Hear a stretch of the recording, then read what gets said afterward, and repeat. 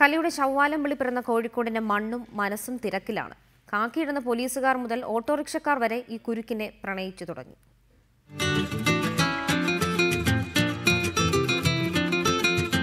തിരക്കെന്ന് പറഞ്ഞാൽ ഒന്നൊന്നര തിരക്ക് തന്നെയാണ്. അതിരാവിലെ തുടങ്ങുന്ന ബ്ലോക്ക് രാത്രി വൈകിയും തുടരും. ബസ്സുകാരെല്ലാം ഉത്സവം കാണാനെത്തുന്നവരെ ശല്യപ്പെടുത്താതെ വഴിമാറിപ്പോകുന്നു.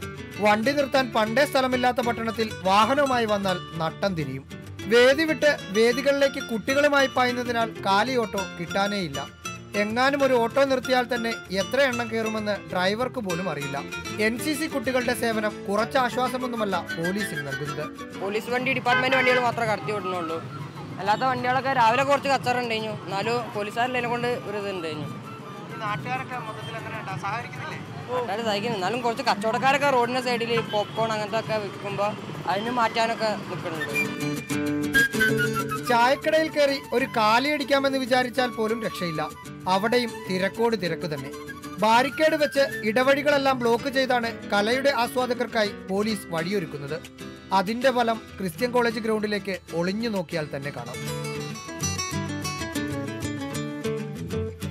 തിരക്കാണെന്നും വണ്ടി കിട്ടില്ലെന്നും ബ്ലോക്കിൽ പെടുമെന്നുമൊക്കെ കോഴിക്കോട്ടുകാർക്ക് നന്നായി അറിയാം.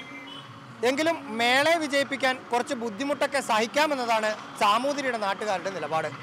ക്യാമറാമാൻ മനു റോയ്ക്കൊപ്പം റഹീസ് റഷീദ്, ടീം റിപ്പോർട്ടർ.